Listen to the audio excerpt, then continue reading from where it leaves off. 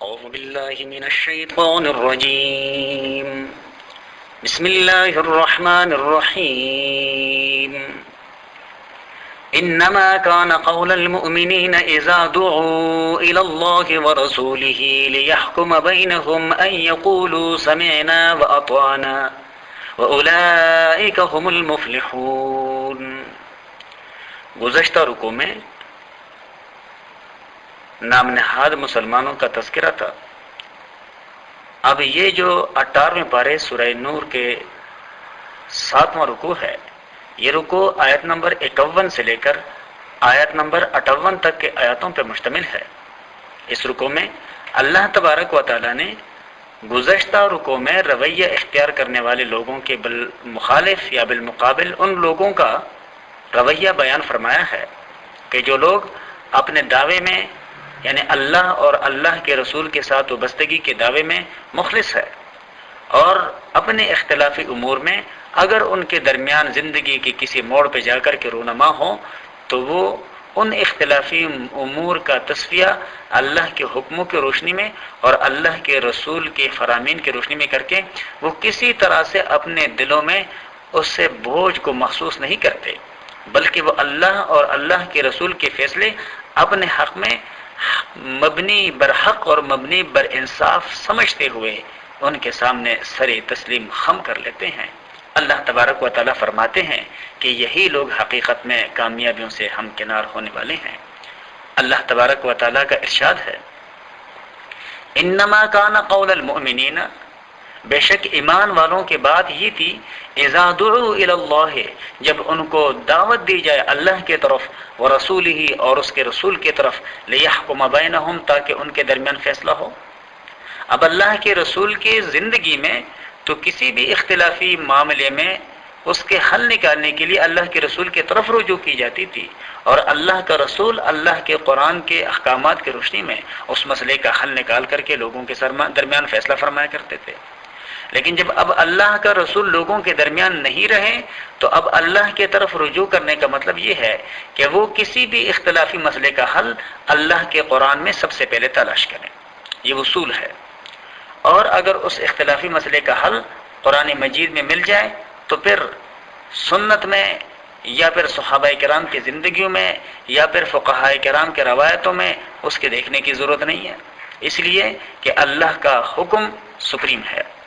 اگر اللہ تبارک و تعالیٰ کے قرآن مجید میں اس اختلافی مسئلے کا واضح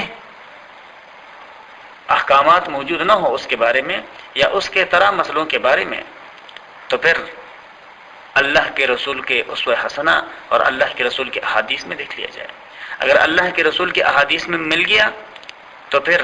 صحابہ کرام کے فیصلوں کی طرف جانے کی ضرورت نہیں ہے، اس لیے کہ صحابہ کرام کے فیصلوں کے مقابلے میں اللہ کے رسول کا فرمان اور اللہ کے رسول کے فیصلے اور اللہ کے رسول کا عمل سپریم ہے.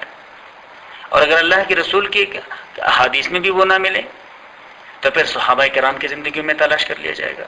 اگر ان کی زندگی میں نہ ملے تو پھر امت کے جو متقین لوگ ہیں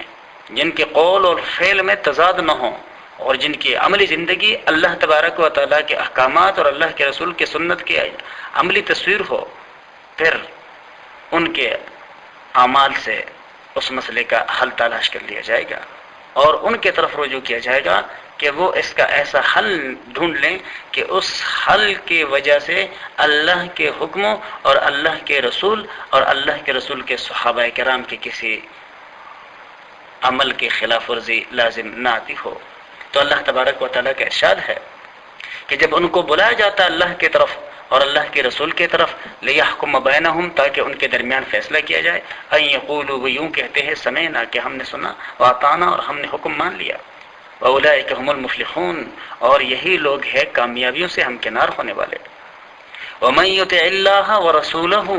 اور جو کوئی حکم پر چلے اللہ کے اور اس کے رسول کے، ویخشى اللہ اور اللہ سے ڈرے، ویتقی اور آئندہ کے لیے اللہ کا تقوی اختیار کیے رکھے، فاولئک هم الفائزون پس وہی لوگ ہیں اپنے زندگیوں کے مراد کو پہنچنے والے. اس آیات کے پس منظر میں تفسیر قرطبی میں جو کہ انتہائی قابل اعتماد پرانے تفسیروں میں سے ہے، اس آیت کے پس منظر میں ایک واقعہ حضرت عمر فاروق رضی اللہ تعالی عنہ کے متعلق نقل کیا گیا ہے کہ حضرت عمر فاروق رضی اللہ تعالی عنہ ایک روز مسجد نبوی میں کھڑے تھے، اچانک ایک رومی شخص آیا اور بالکل آپ کے برابر کھڑے ہو گئے اور کہنے لگا انا اشہد اللہ الہ الا اللہ وان محمد رسول اللہ، یعنی میں گواہی دیتا ہوں اس بات کی کہ اللہ کے سوا کوئی معبود نہیں اور یہ کہ محمد صلی اللہ علیہ وسلم اللہ کے رسول ہے۔ حضرت عمر فاروق رضی اللہ تعالیٰ عنہ نے پوچھا بھئی کیا بات ہے؟ تو کہا میں اللہ کے لیے مسلمان ہو گیا ہوں۔ تو حضرت عمر فاروق رضی اللہ تعالیٰ عنہ نے پوچھا کہ بھئی تمہارے اس مسلمان ہونے کی کوئی وجہ ہے، کوئی سبب ہے؟ اس نے کہا ہاں،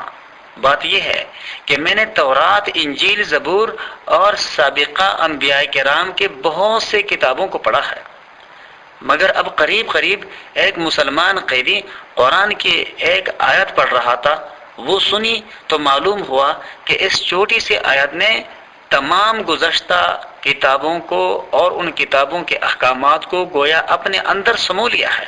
تو مجھے یقین ہو گیا کہ یہ اللہ ہی کی طرف سے ہے۔ حضرت عمر فاروق رضی اللہ تعالیٰ عنہ نے پوچھا کہ بھئی وہ کون سی آیت ہے؟ تو اس رومی شخص نے یہی آیت تلاوت کی کہ جو اس آیت میں ہے، اور ساتھ ساتھ اس نے اس کی ایک عجیب تفسیر بھی بیان کی، اور وہ یہ کہ اس آیت میں جو یہ ہے کہ وَمَن يُطِعِ اللَّهَ، اور جس شخص نے اطاعت کی اللہ کے، گویا فرائض الہیہ کے متعلق ہے یہ کہ جس شخص نے اللہ کے حکموں کو ادا کیا، وَرَسُولَهُ، اور جس نے اللہ کے رسول کی اطاعت کی، یہ گویا اللہ کے رسول کی سنت کے متعلق ہے کہ جس نے اللہ کے رسول کی سنتوں پہ عمل کیا، وَيَخْشَى اللَّهَ، اور جو اللہ سے ڈرا یعنی گزشتہ عمر کے متعلق،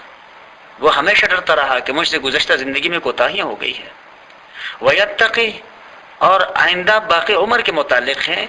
گویا وہ آئندہ تقوی اختیار کیا رکھا اس نے۔ تو جب انسان ان چار چیزوں کا عامل ہو جائے، ان کو اپنا معمول بنا لیں، تو اس کو اولئک هم الفائزون کی بشارت ہے، اور فائز وہ شخص ہے جو جہنم سے نجات پائے اور جنت میں اس کو ٹھکانہ ملے۔ حضرت عمر فاروق رضی اللہ تعالیٰ عنہ نے فرمایا، یہ سن کر فرمایا کہ نبی کریم صلی اللہ علیہ وسلم کے کلام میں اس کی تصدیق موجود ہے۔ آپ صلی اللہ علیہ وسلم نے فرمایا کہ اوتیت جوامع الکلم، یعنی اللہ تبارک و تعالیٰ نے مجھے ایسے جامع کلمات عطا فرمائے ہیں جن کے الفاظ مختصر اور جس کے معنی بڑے وسیع ہیں۔ اللہ تبارک و تعالیٰ کا ارشاد ہے، قل کہہ دیجئے اطیعوا اللہ و اطیعوا الرسول، تم حکم مانو اللہ کا اور اللہ کے رسول کا، یعنی فرائض میں اللہ کا حکم مانو اور سنت میں اللہ کے رسول کے طریقے پہ چلو۔ فَإِن تَوَلَّوْا، پھر اگر تم منہ پھیرو گے، فَإِنَّمَا عَلَيْهِ مَا حُمِّلَ، تو یقیناً اس شخص کا وہی ذمہ دار ہوگا جس نے اس بوجھ کو اٹھایا، وَعَلَيْكُمْ مَا حُمِّلْتُمْ، اور تمہارے ذمہ ہے وہ جو بوجھ تم پر رکھا گیا، یعنی جو کچھ تم نے کیا۔ وَإِن تُطِيعُوهُ تَهْتَدُوا، اور اگر اس کا کہنا مانو تو راہ پاؤ گے، یعنی جب اللہ کے کلام کا کہنا مانو گے، اللہ کا کہنا مانو گے، اللہ کے رسول کا کہنا مانو گے تو ہدایت پالو گے۔ وَمَا عَلَى الرَّسُولِ إِلَّا الْبَلَاغُ الْمُبِينُ، اور نہیں ہے ہمارے پیغمبر کے ذمہ مگر کھول کر کے بات پہنچا دینا، کہ کسی بات کو آپ نے مبہم نہیں رکھا، کسی حکم کو آپ نے چھپایا نہیں۔ وَعَدَ اللَّهُ الَّذِينَ آمَنُوا مِنكُمْ، وعدہ کر لیا ہے اللہ نے تم میں سے ان لوگوں سے جو ایمان والے ہیں، وعملوا الصالحات، اور جو اچھے کام کرتے ہیں، لَيَسْتَخْلِفَنَّهُمْ فِي الْأَرْضِ، اللہ تبارک و تعالیٰ ان کو حاکمیت عطا فرمائے گا زمین میں، كَمَا اسْتَخْلَفَ الَّذِينَ مِنْ قَبْلِهِمْ، جیسے کہ اللہ نے حاکمیت عطا کیا تھا ان لوگوں کو جو ان سے پہلے ہو گزرے ہیں۔ وَلَيُمَكِّنَنَّ لَهُمْ دِينَهُمُ الَّذِي ارْتَضَىٰ لَهُمْ، اور اللہ تبارک و تعالیٰ جما دے گا ان کے لیے ان کا دین